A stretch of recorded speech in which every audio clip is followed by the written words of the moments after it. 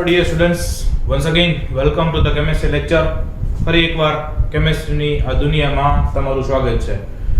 આપણે લોકો ધોરણ 12 ચેપ્ટર નંબર 4 એટલે કે કેમિકલ કાઇનેટિક્સ ગુજરાતીમાં કહીએ તો રાસાયણિક ગતિકી કરી રહ્યા છીએ. એમનો આજે 13મો લેક્ચર છે, સોરી 14મો લેક્ચર છે, રાઈટ. આજે આપણે આ લેક્ચર આગળ વધારીએ એ પહેલા લાસ્ટ લેક્ચરની ચર્ચા કરી તેમાં આપણે બહુ સરસ મજાનો એક દાખલો ગણ્યા હતા અને સાથે સાથે ઉદ્દીપકનો ઉપયોગ કરીએ તો એ કઈ રીતે વર્ક કરતું હોય એની ચર્ચા બહુ સરસ રીતે ટૂંકમાં કરી ગયા છે. આજનો આપણો ટોપિક છે એ છે અથડામણ અથવા સંઘાતનો સિદ્ધાંત. હવે આ ચેપ્ટરની શરૂઆતમાં ક્યાંક એકાદી વાર આવો શબ્દ આવ્યો છે ત્યારે મેં એવું પણ કીધું હતું કે આપણે આ ચેપ્ટરમાં અથડામણની અથવા સંઘાતની થિયરી ભણવાની થશે. હવે બેઝિકલી ક્વેશ્ચન એ છે કે ભાઈ અથડામણ અથવા સંઘાત, ટૂંકમાં સંઘાત થવો એટલે અથડાવું, એનો સિદ્ધાંત અહીંયા ભણવાનો છે. પણ પ્રશ્ન એ થાય કે ભાઈ આમાં કેમિસ્ટ્રીમાં એ અથડામણ અથવા સંઘાતના સિદ્ધાંતની જરૂર શું પડે અથવા કઈ રીતે છે, તો એ બધી જ વસ્તુ આપણે આ થિયરી ભણવાની છે. આમ જો તો એકદમ ઈઝી થિયરી છે, કાંઈ એમાં બહુ વધારે છે નહીં, રાઈટ. સૌથી પહેલી વસ્તુ અથડામણનો સિદ્ધાંત મેક્સ સ્ટ્રોઝ અને વિલિયમ લુઈસ નામના સાયન્ટિસ્ટ આપ્યો છે. અથડામણનો સિદ્ધાંત કોણે આપ્યો છે તો કે મેક્સ સ્ટ્રોઝ અને વિલિયમ લુઈસ નામના સાયન્ટિસ્ટ આપ્યો છે. એટલે ક્યાંક આ માહિતીવાળો પ્રશ્ન થઈ ગયો MCQ કે ભાઈ અથડામણનો સિદ્ધાંત કોણે આપ્યો છે, રાઈટ. તો એ આપણને અહીંયા પહેલા મુદ્દામાંથી જવાબ મળે એનો કે ભાઈ મેક્સ સ્ટ્રોઝ અને વિલિયમ લુઈસ. હવે બીજી વસ્તુ એ કે આનાથી શું થાય તો કે આ સિદ્ધાંતથી પ્રક્રિયાની ઊર્જામય અને ક્રિયાવિધિક બાબતોની કઈ બાબતો, એક ઊર્જાને લગતી બાબતો, ઊર્જામય એટલે ઊર્જાને લગતી, અને ક્રિયાવિધિક બાબતો એટલે કઈ ક્રિયાવિધિથી પ્રક્રિયા થાય છે. આપણે ઓર્ગેનિકના ચેપ્ટરમાં ભણ્યા ભાઈ મિકેનિઝમ આવ્યું હોય, 3 સ્ટેપમાં થાય, પહેલા સ્ટેપમાં થાય, બીજા સ્ટેપમાં થાય, ત્રીજામાં થાય, અમુક પ્રક્રિયા 2 તબક્કામાં થાય. પછી SN1 SN2 ભણ્યા, એમાં આપણે પ્રોપર ડાયરેક્શનથી ભણ્યા કે ભાઈ એનો વિન્યાસ ઉલટાઈ જતો હતો, આવું બધું ભણ્યા આપણે. તો એ ક્રિયાવિધિ કેવી હશે એ બધાની ઊંડાણપૂર્વકની સમજણ આપે. એટલે એક્ચ્યુઅલી એ આપણી પાસે સમજણ તો છે, એ વસ્તુ આપણે લાગુ તો પાડી છે, પણ આ અથડામણના સિદ્ધાંત ઉપરથી એ વસ્તુની સમજમાં આપણને વધુ ડિટેલમાં થોડુંક જાણવા મળે, રાઈટ. એટલે પેલું કોણે આપ્યો તો બીજું એનો ઉપયોગ શું તો કે ભાઈ ઊર્જાને લગતી અને ક્રિયાવિધિને લગતી બાબતો છે એમાં આપણને થોડીક વધારે ડિટેલ મળે. આ સિદ્ધાંતની મદદથી થોડી વધારે જાણકારી મળે. નેક્સ્ટ છે આ સિદ્ધાંત પ્રમાણે અણુઓને સખત ગોળાઓ છે તેમ ધારવામાં આવેલ છે. અણુઓને સખત ગોળાઓ છે એવું ધારવામાં આવેલ છે. બરાબર, અહીંયા મેં ધારવામાં આવેલ છે એવું લખતા ભૂલી ગયો છું, પણ એવું ધારી લીધું છે. એવું હોય તો નહીં, પણ આપણે ધારી લીધું છે કે ભાઈ જે પ્રક્રિયા પામતા અણુઓ છે એટલે કે પ્રક્રિયકના અણુઓ છે એમને સખત ગોળાઓ તરીકે ધારી લીધા છે. અને પ્રક્રિયા ત્યારે જ પામે, એ જે તે અણુઓ પ્રક્રિયા પામવાના હોય એ ત્યારે જ પામે જ્યારે આ ગોળાઓ એટલે કે આ અણુઓ એકબીજા સાથે અથડાય છે. પ્રક્રિયા ત્યારે જ પામે જ્યારે એકબીજા સાથે અથડાય છે. એનો મતલબ કે અથડાયા વગર પ્રક્રિયકના અણુઓ કે જેને આપણે અહીંયા ગોળાઓ તરીકે ધારીએ છીએ, જ્યાં સુધી પ્રોપર અથડામણ નહીં અનુભવે ત્યાં સુધી પ્રક્રિયા પામશે નહીં. એટલો મતલબ કે નિપજ મળશે નહીં. એનો મતલબ એવું ખબર પડી કે ભાઈ નિપજ મેળવવા માટે, પ્રક્રિયા થવા માટે અથડામણ જરૂરી છે. એનો મતલબ કે હવે ખબર પડી કે અથડામણ અથવા સંઘાતનો સિદ્ધાંત શું કામ જરૂરી છે તો કે તો બેઝિક નીડ થઈ. જે આજે આપણને ખબર પડી કે ભાઈ ઈ બેઝિક નીડ છે કે ભાઈ પ્રક્રિયકના અણુઓમાંથી નિપજના અણુઓમાં રૂપાંતર પામવું હોય તો ઈ પ્રક્રિયકના અણુઓ વચ્ચે અથડામણ થવી જરૂરી છે. Fine, okay. અને આ અથડામણ ઉપરથી પ્રતિ સેકન્ડ, પ્રતિ એકમ કદ એટલે કે અમુક ચોક્કસ એકમ કદ ધારી લીધું છે, એમાં દર સેકન્ડ, પ્રતિ સેકન્ડ એટલે પ્રતિ સેકન્ડ પ્રતિ એકમ કદમાં થતી અથડામણની સંખ્યાને કેટલી અથડામણ થઈ છે, ચોક્કસ એકમ કદ ધારી લીધું છે, એમાં 1 સેકન્ડમાં કેટલી અથડામણ થઈ છે એ અથડામણની સંખ્યાને એની અથડામણ આવૃત્તિ Z કહેવાય. અથડામણ આવૃત્તિને શેના વડે દર્શાવશું તો કે Z વડે. રાસાયણિક પ્રક્રિયામાં પ્રતિ સેકન્ડે પ્રતિ એકમ કદમાં થતી અથડામણની સંખ્યા એને કહેવાય અથડામણ આવૃત્તિ Z, રાઈટ. રાસાયણિક પ્રક્રિયાના વેગને અસર કરતું અન્ય પરિબળ છે ઈ સક્રિયકરણ ઉર્જા છે. આપણે વેગને લગતું ચેપ્ટરનું નામ જ રાસાયણિક ગતિકી હતી. બધી થિયરીમાં આડકતર રીતે આપણે વેગને લગતી જ અભ્યાસ કર્યો. અમુકમાં વેગ અચળાંક સ્વરૂપે, અમુકમાં વેગના સમીકરણ, અમુકમાં પ્રક્રિયાના ક્રમ, પણ છેલ્લે તો વેગ જ આવે ને. તો પ્રક્રિયાના વેગને અસર કરતું હજી એક પરિબળ છે સક્રિયકરણ ઉર્જા, જેના વિશે આપણે ઓલરેડી આરએનએ સમીકરણમાં ભણ્યા. ગઈકાલે આપણે ઉદ્દીપકનો ઉપયોગ કર્યો એમાંય ભણ્યા, બરાબર. એટલે અહીંયા આપણે ચર્ચા નથી કરવાની, તો ખાલી આપણે યાદ કરાયું. બીજું એક પરિબળ છે એ સક્રિયકરણ ઉર્જા પણ છે, પણ જે આપણે ઓલરેડી ની ચર્ચા આપણે આરએનએ સમીકરણમાં અને ઉદ્દીપક વાળા ટોપિકમાં કરી ગયા છીએ, એટલે અહીંયા આપણે કંઈ ડિસ્કસ કરવાનું નથી. ઓકે, ચલો ફરી એકવાર આના મુદ્દાઓ લઈ લઈએ કે ભાઈ અથડામણનો સિદ્ધાંત કોણે આપ્યો તો કે મેક્સ સ્ટ્રોઝ અને વિલિયમ લુઈસ. આ સિદ્ધાંત છે એ ઉર્જામય અને ક્રિયાવિધિક બાબતોની વધારે ઊંડાણપૂર્વકની સમજણ આપશે. બીજો મુદ્દો થયો. ત્રીજો મુદ્દો છે કે આ સિદ્ધાંત પ્રમાણે અણુઓને સખત ગોળાઓ ધારેલા છે અને નિપજમાં તો જ પરિણામે જો અણુઓ અથડામણ અનુભવે અથવા અણુઓ એકબીજા સાથે અથડાય. આ રાસાયણિક પ્રક્રિયામાં પ્રતિ સેકન્ડે પ્રતિ એકમ કદમાં જેટલી અથડામણ થાય એ અથડામણની સંખ્યાને અથડામણ આવૃત્તિ Z કહેવાય. અને આ ઉપરાંત પ્રક્રિયાના વેગને અસર કરતું હજી એક પરિબળ છે, એ છે સક્રિયકરણ ઉર્જા. આટલું ક્લિયર છે. હવે આ થિયરીમાં આપણે આગળ વધીએ. ધારો કે કોઈ એક દ્વિઆણ્વિક પ્રક્રિયા છે.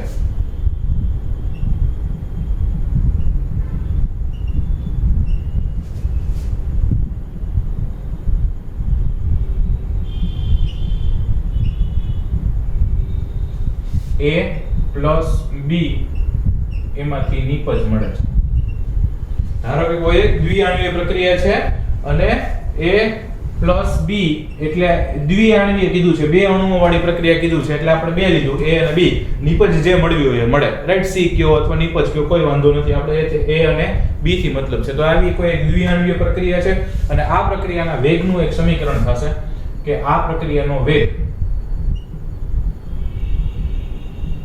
શેનાથી મળશે તો કે વેગ is equal to ZAB into e⁻ EA/RT. આવું એક સૂત્ર થશે.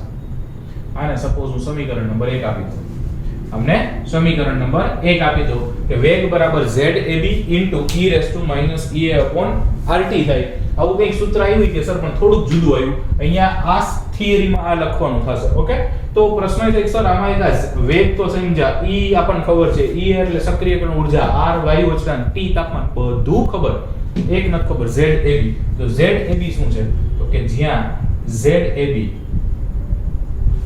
પ્રક્રિયક A અને B ની અથડામણ આવૃત્તિ છે.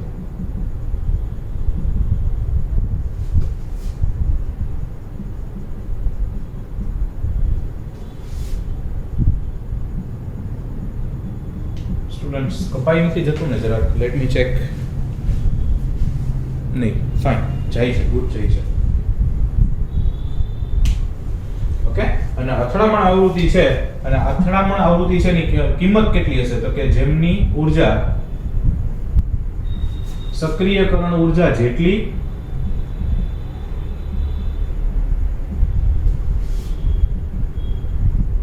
કે તેથી વધુ છે.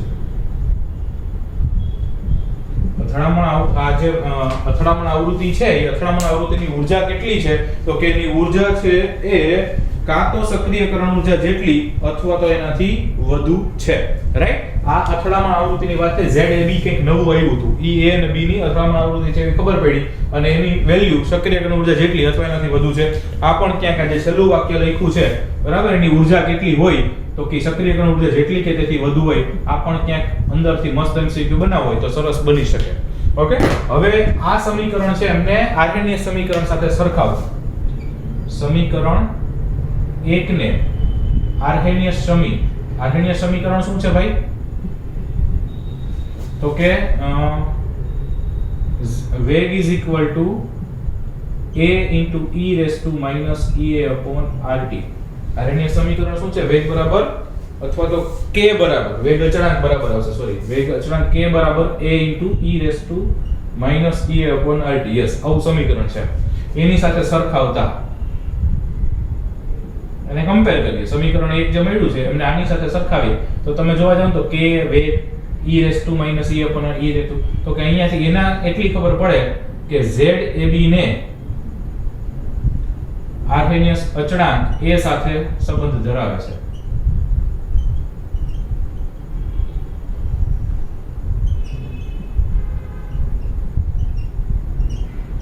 ટૂંકમાં અહીંથી એટલી ખબર પડી કે આજે અથડામણ આવૃત્તિ છે એને અને આર્હેનિયસ અચળાંક A ને ZAB ને અને A ને કંઈક સંબંધ છે એવી અહીંયાથી ખબર પડી.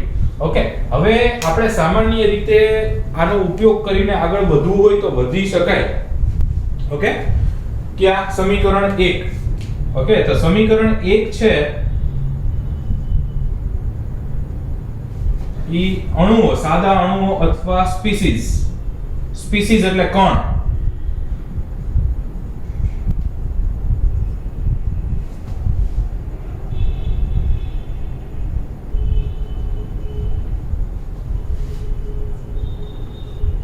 સમીકરણ 1 જે આપણે કીધું એ સાદા અણુઓ માટે, સાદી સ્પીસીઝ, સાદી પ્રક્રિયાઓ થતી હોય એના માટે સરળતાથી લાગુ પડે. તો પરંતુ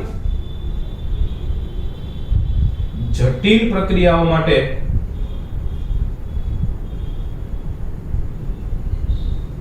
નોંધપાત્ર વિચલન જોવા મળશે.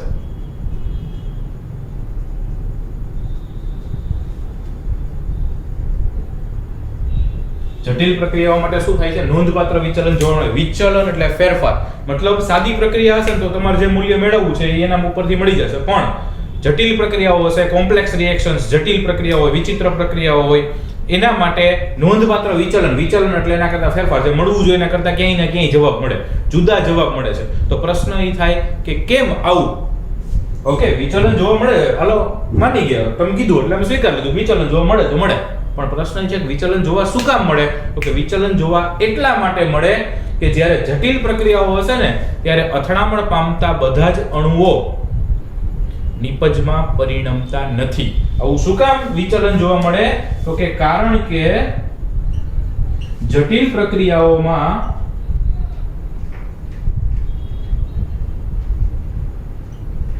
અથડામણ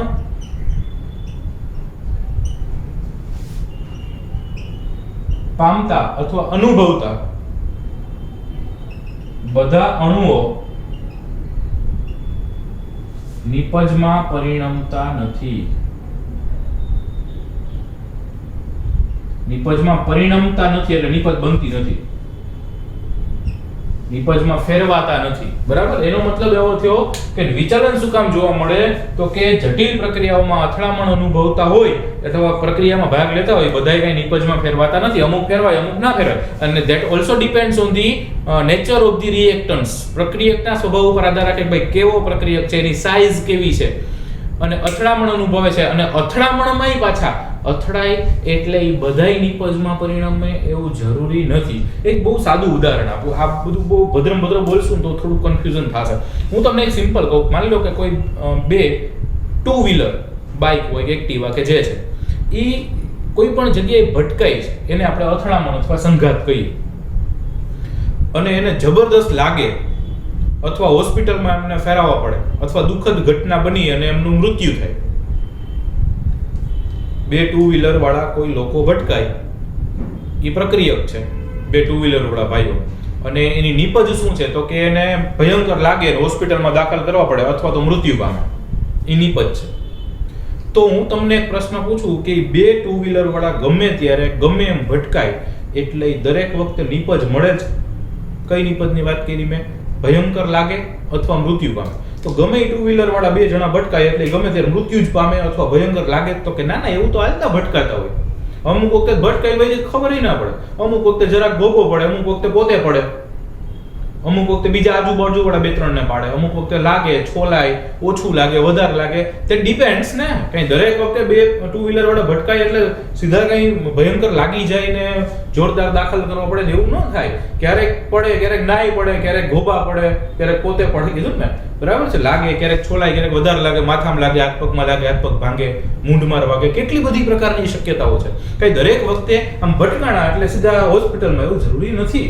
એમ અહીંયા એવું જ છે, ભટકાણા એટલે કઈ સીધી નિપજ મળી જાય એવું જરૂરી નથી. એ ભટકાવા માટે હોસ્પિટલમાં જ મોકલવા હોય તો નિપજ જ જોતી હતી. બે ટુ વ્હીલર વાળા કેવા? તો કે પ્રોપર ગતિથી ભટકે, ધીમે ધીમે 10ની સ્પીડથી હાલ્યા હોય તો ભટકાઈ દે, એમાં કાંઈ એને નિપજ ના મળે. ઓકે, એને એક સ્પીડથી ભટકાવવા જોઈએ, પ્રોપર ડાયરેક્શનમાં ભટકાવવા જોઈએ. એક ઊભો હોય પાછળથી બીજો ધક્કો મારે એક જણો ફગવાઈ જાય, બીજો તેમને ઊભો હોય એને કઈ જાજો ફેર ન પડે, પણ એ પ્રોપર ડાયરેક્શનમાં ભટકાવવા જોઈએ, પ્રોપર ઝડપથી ભટકાવવા જોઈએ, પૂરતી ઉર્જાથી ભટકાવવા જોઈએ. આમ બાજુમાં એમ જરાક અડી જાય તો એમાં કાંઈ એટલું બધું લાગે નહીં, આપણે જે નિપજ નક્કી કરી એવી ના મળે, રાઈટ. તો કહેવાનો મતલબ બસ એવું જ વિચાર્યું કે પ્રક્રિયક નાણું છે ટુ વ્હીલર વાળા જ છે ભાઈ, તો એનામાંથી નિપજ જોઈતી હોય તો દરેક વખતે કંઈ એમ ના મળે એના માટેની ઘણી બધી શરતો છે, એ આપણે હજી આ થિયરીમાં આગળ ભણવાની છે. આટલું ક્લિયર છે? ઓકે. હવે અથડામણ અનુભવતા બધા જણો નિપજમાં પરિણમતા નથી એનું એક ઉદાહરણ દઉં છું, પછી આમાં આપણે આગળ ચાલશું. એની પહેલા આટલું એક બોર્ડ વર્ક લખી નાખો, રાઈટ.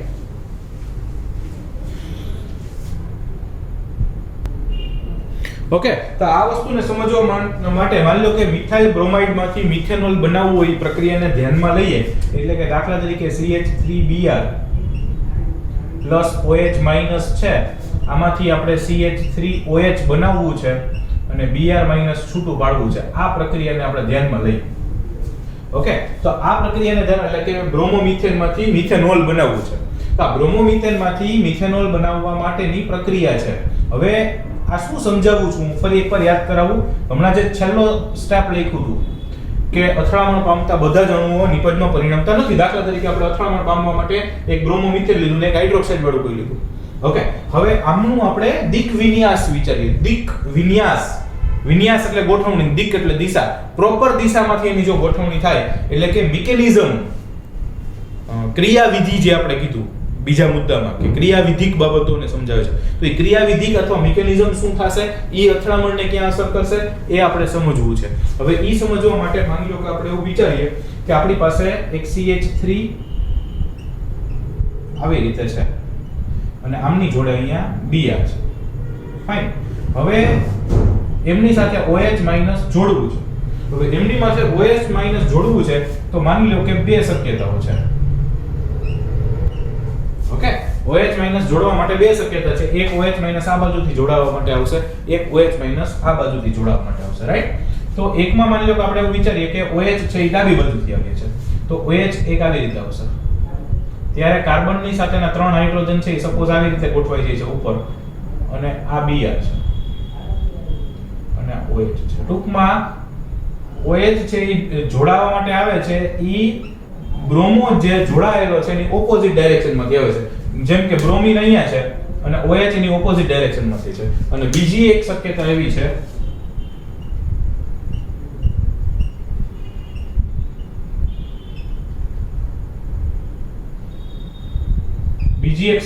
છે કે OH- છે એ બ્રોમોની દિશામાંથી જ આવે છે. હવે અહીંયાથી આવશે એટલે શું થશે, તો કે એક માઈનસ આયન જાય છે, બીજું માઈનસ આયન જોડાઈ જશે. તો આ જોડાવાનું, આ બે ડોટેડ બોન્ડ એટલે દર્શાવ્યા છે કે આ બંધ તૂટવાનું ચાલુ છે અને આ બંધ બનવાનું ચાલુ છે. અને જો એવું શક્ય બન્યું તો આમાંથી સરસ મજાની નિપજ મળે. કેવી નિપજ મળે? હા, સરસ મજાની. ઓકે, તો અહીંયાથી એક H, આ બીજો H, આ ત્રીજો H અને Br- છે એમને છૂટો કરી દીધો. જા તમને જીલે આપની જિંદગી. ઓકે, તો Br- પોતાની જિંદગી જીવવા માટે આગળ ચાલે છે. અને આ તો કે કન્ફ્યુઝનમાં હે, જાય તો જાય કહા. અહીંયા Br છે ને અહીંયા OH છે, ઈ એકબીજા હારે તો કે આમાં કતરાય, કારણ કે પોતે ઋણ આ ઋણ વચ્ચે તો કે અપાકર્ષણ. હાલો ભાઈ નીકળો, અહીંયા કઈ પ્રક્રિયા થતી નથી અને અહીંયા પ્રક્રિયા થાય એવું લાગતું નથી, આપણે ખાલી ખોટો ટાઈમ બગાડીએ છીએ એવું ઈ લોકો કહે છે. હું કહું છું એવું જરૂરી નથી. તો અહીંયા પ્રેમથી લખી નાખવાનું કે નિપજ મળતી નથી. લાલ જો કરી ને, બાકી શું કરી, તો કે ભાઈ પ્રક્રિયક ઈ જ છે બંને. નિપજ એકમાં મળી, એકમાં ના મળી. કા તો કે બંનેની ગોઠવણી બદલાઈ ગઈ, બરાબર. બંનેના દિક વિન્યાસ, આમાં દિક એટલે દિશા, વિન્યાસ એટલે ગોઠવણી. આમાં આ દિશામાંથી ગોઠવણી થાય છે તો બન્યું, આમાં આ દિશામાંથી ગોઠવણી થાય છે તો ના બન્યું. આમાં તમે લખી શકો, આને કહી શકો યોગ્ય દિક વિન્યાસ. બની નિપજ. આને કહી શકો યોગ્ય દિક વિન્યાસ, આને કહી શકો અયોગ્ય, યોગ્ય ન હોય એવો અયોગ્ય દિક વિન્યાસ, એવું પણ તમે ત્યાં કહી શકો. અને જો યોગ્ય દિક વિન્યાસ એટલે કે યોગ્ય દિશામાંથી અથડામણ થશે તો નિપજમાં પરિણમશે. યોગ્ય દિશામાંથી અથડામણ નહીં થાય તો નિપજ મળી શકશે નહીં. એટલે કહું છું કે અથડામણ પામતા બે અણુઓ હતા, એ આમાંય હતા અને આમાંય હતા, એક સરખા જ હતા. આમાં યોગ્ય દિશામાંથી અથડામણ પામ્યા તો નિપજ મળી, યોગ્ય દિશામાંથી અથડામણ ના પામ્યા તો નિપજ ન મળે. એનો મતલબ પ્રક્રિયામાં ભાગ લેતા દરેક અણુઓ જે અથડામણ અનુભવે છે એ અથડામણ અનુભવતા બધા જ નિપજમાં ફેરવાતા નથી. આ નિપજમાં ફેરવાના, આ નિપજમાં ના ફેરવાના, રાઈટ. અને હજી આના વધુ અસરકારક અભ્યાસ થઈ શકે. અથડામણ છે, અસરકારક અથડામણ છે, એનો વધુ અભ્યાસ થઈ શકે એટલે વધુ એક પ્રાચલ ઉમેરવામાં આવ્યો છે. અસરકારક અથડામણ માટે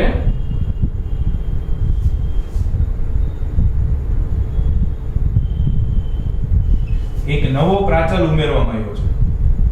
પ્રાચલ એટલે એક અવયવ, એક એવું પદ.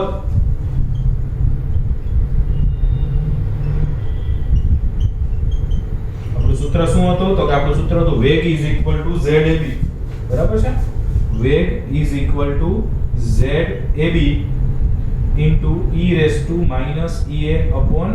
આવું સૂત્ર હતું. આમાં એક નવો પ્રાચલ P ઉમેરવામાં આવ્યો છે, જ્યાં P બરાબર શું છે ભાઈ? તો કે જ્યાં P બરાબર સ્મોલ p બરાબર આને શું કહેવાય? તો કે એને પ્રોબેબિલિટી ફેક્ટર, સંભાવ્યતા અવયવ. એને સંભાવ્યતા અવયવ અથવા ત્રિવિમ વિન્યાસકારક તરીકે ઓળખવામાં આવે છે. આ બહુ જબરું નામ છે, ત્રિવિમ વિન્યાસકારક.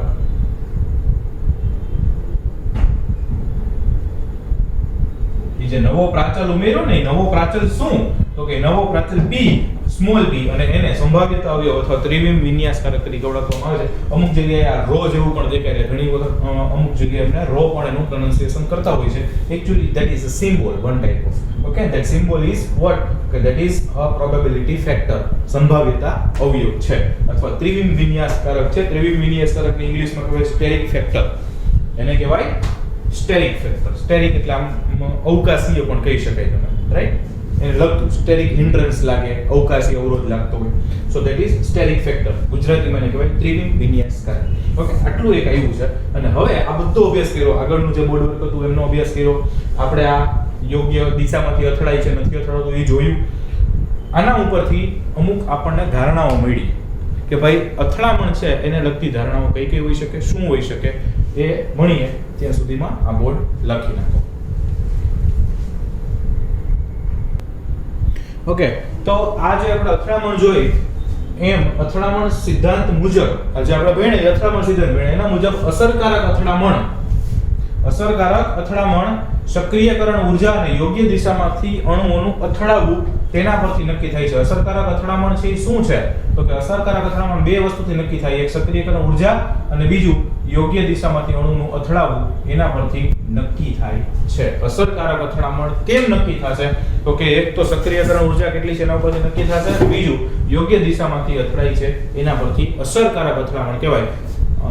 ફળદાયી સંઘાત કહેવાય ગુજરાતીમાં. અસરકારક અથડામણ અથવા ફળદાયી અથડામણ અથવા ફળદાયી સંઘાત, ટૂંકમાં જે નિપજમાં પરિણમે ને એને ફળદાયી સંઘાત કહેવાય, રાઈટ?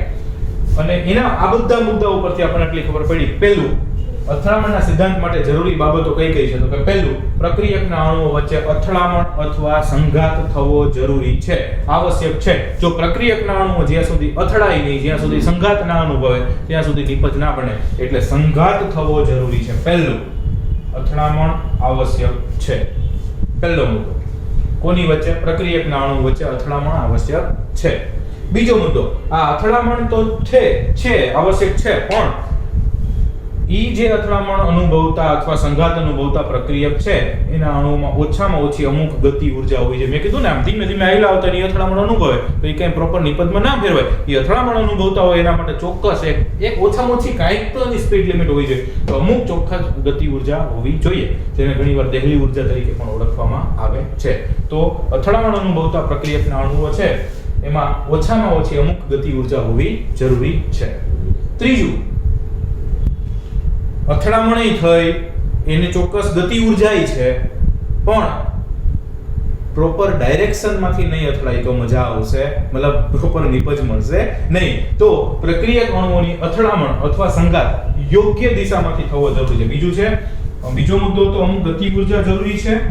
ત્રીજું, યોગ્ય દિશામાંથી થવું જરૂરી છે. સંઘાત અથવા અથડામણ છે એ યોગ્ય દિશામાંથી થવું જરૂરી છે. તો ને તો જ નિપજમાં પરિણામે, તો જ ફળદાયી સંઘાત અથવા અસરકારક અથડામણ થાય. રાઈટ.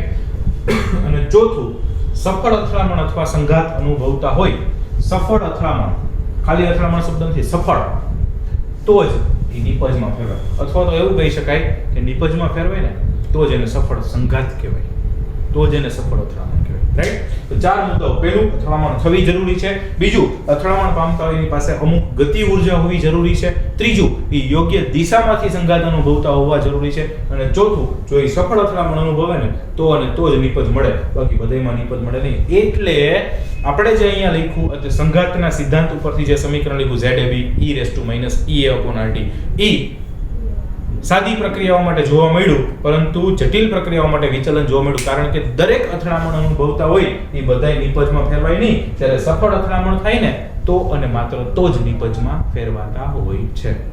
4 મુદ્દાઓ. અથડામણ જરૂરી છે, અથડામણ પામતા એની પાસે યોગ્ય ગતિ ઉર્જા જરૂરી છે. ત્રીજું, યોગ્ય દિશા જરૂરી છે. અને ચોથું, સફળ અથડામણ થતી હશે ને તો જ નિપજમાં ફેરવાતું હશે. આ 4 મુદ્દાઓ આપણને અથડામણ સિદ્ધાંત માટે જરૂરી લાગ્યા અથવા સમજાણા. ઓકે સાહેબ, બધું સાચું, બધું સાચું, પણ આ ક્યાંય ફાયદાકારક છે અથવા આમની કંઈ ખામીઓ છે તો કહી દીધું. કારણ કે બધું આખું કઈ છે એમ કે આમાં આ ખામી છે તો રહેવાનું. ઓકે, આનો ફાયદો શું? તો કે ફાયદાઓ ઘણા બધા. તમે ને હું શ્વાસ લઈ શકીએ છીએ, શ્વાસમાં ઓક્સિજન જાય છે, એનો ફાયદો છે. અથડામણ સિદ્ધાંતનો, સંઘાત સિદ્ધાંતનો ફાયદો છે. કારણ કે તમે વિચારો, વાતાવરણમાં હાઇડ્રોજન છે તો કે હા, વાતાવરણમાં નાઇટ્રોજન છે તો કે હા, વાતાવરણમાં ઓક્સિજન છે તો કે હા, વાતાવરણમાં કાર્બન છે તો કે હા. તો સિમ્પલ એવું થાત કે જો આ બધા મુદ્દાઓ જરૂરી ન હોત ને, અથડામણ, ચોક્કસ ગતિ ઉર્જા, ચોક્કસ દિશા, એવું જરૂરી ના હોત ને તો ગમે એ બે જણા, મતલબ ગમે એ બે તત્વો એકબીજાના સંપર્કમાં આવે એટલે પ્રક્રિયા થઈ જાય, નિપજ મળવા માંડે. જો આવું ન હોત, નિપજ તો ને તો જ મળે. જો અથડામણ થાય, ચોક્કસ ગતિ ઉર્જા સાથે અથડામણ થાય, પ્રોપર દિશામાંથી થાય અને સફળ અથડામણ થાય તો જ નિપજ મળે. બાકી ગમે એ બે જણા, બે તત્વો કે ગમે ત્યાં ભેગા થાય તો કઈ નિપજ બનવા ના માંડે. તો વાતાવરણમાં નાઇટ્રોજન, ઓક્સિજન ગમે ત્યારે નાઇટ્રિક ઓક્સાઇડ બનવા માંડે, ગમે ત્યારે નાઇટ્રોજન ડાયોક્સાઇડ બની જાય, ગમે ત્યારે નાઇટ્રોજન ટ્રાયોક્સાઇડ બની જાય, ગમે ત્યારે હાઇડ્રોજન અને ઓક્સિજન ભેગા થઈને પાણી વરસવા માંડે, ગમે ત્યારે કાર્બન મોનોક્સાઇડ બનવા માંડે, ગમે ત્યારે કાર્બન ડાયોક્સાઇડ, કેટલા બધાય તત્વો ગમે ને એમોનિયા, નાઇટ્રોજન જોડે ગમે ને એમોનિયાની વાસ આવવા માંડે. આ મહિલા જતો અચાનક એમોનિયાની વાસ આવે, કાં તો કે જો ને નાઇટ્રોજન ભેગા થયા હશે. એવું ના હોય, એવું ના હોય. કેમ ન હોય? તો કે એમાં આ 4 શરતોનું પાલન ના થતું હોય એટલે આવું થતું નથી. બાકી તો જેટલો વાતાવરણમાં કાર્બન રહેલો છે ઓક્સિજનની હાજરીમાં સળગી જાય. બરાબર, કાર્બન સળગી જાય. બીજું નાઇટ્રોજન છે એ ઓક્સિજન હારે પ્રક્રિયા કરી નાખે. નાઇટ્રોજન તો કેટલો બધો છે આપણી પાસે, મેક્સિમમ છે ને તત્વ. તો નાઇટ્રોજન એટલો બધો છે, ઓક્સિજન છે, તો નાઇટ્રોજન ઓક્સિજન પ્રક્રિયા કરવા માંડે તો આપણને શ્વાસોશ્વાસ માટે પણ વાતાવરણમાંથી ઓક્સિજન મળત નહીં. કારણ કે નાઇટ્રોજન ઓક્સિજન પ્રક્રિયા કરી નિપજ બનાવી નાખે તો આપણા શ્વાસ લેવા માટે મુક્ત ઓક્સિજન અવેલેબલ બને નહીં. પણ છતાંય આપણા માટે અવેલેબલ ઓક્સિજન છે. શું કામ? તો કે નાઇટ્રોજન અને ઓક્સિજન છે ને એમની અથડામણ છે એ આ 4 શરતોનું પાલન કરતી નથી. એટલે વાતાવરણમાં રહેલા નાઇટ્રોજન ઓક્સિજન સંયોજાઈ જતા નથી. એટલે વાતાવરણમાં રહેલો કાર્બન સળગી જતો નથી. એટલે વાતાવરણમાં અચાનક ગમે તે એમોનિયા બનવા માંડતો નથી. એટલે વાતાવરણમાં ગમે ત્યાં પાણી બનવા માંડતું નથી. આ બધા જ એના ફાયદાઓ છે જે તમારે બુકમાં જોઈ અને પ્રોપર વાક્ય રચના સાથે લખી નાખવાના રહેશે. રાઈટ. અને ખામી શું આપની? તો કે આમની એક જ ખામી છે. શું? તો કે આપણે આ બધું કર્યું ને એમાં અણુઓને ગોળા તરીકે કલ્પના કરી છે. બધું કર્યું એમાં આપણે અણુઓને ગોળા તરીકે કલ્પના કરી છે. હા, એ તો કઈ રીતે? તો શું? તો કે ગોળા તરીકે કલ્પના કરી છે ને બંધારણ વિશેની કોઈ માહિતી આપણને આપી નથી. બંધારણીય રચના છે, બધાયની બંધારણ અલગ હશે ને. બંધારણીય રચનાની કોઈ માહિતી મળતી નથી. બસ આ એક જ ખામી છે. ભાઈ એના ગોળા તરીકે કલ્પના કરી દીધી પણ ઈ બંધારણ કેવું છે, શું છે, એનાથી ફાયદા થશે, ઈ આમાં ક્યાંય અસર કરશે નહીં કરે એવી કોઈ જ ચર્ચા આમાં કરી નથી. ઈ એક જ આમની ખામી છે. ફાયદાઓ ઘણા બધા આપણે વર્ણવી દીધા. રાઈટ. તો એકદમ મસ્ત મજા આવે એવો ટોપિક. આજ પૂરતું એટલું, બાકીનું નેક્સ્ટ ટાઈમ. Thank you.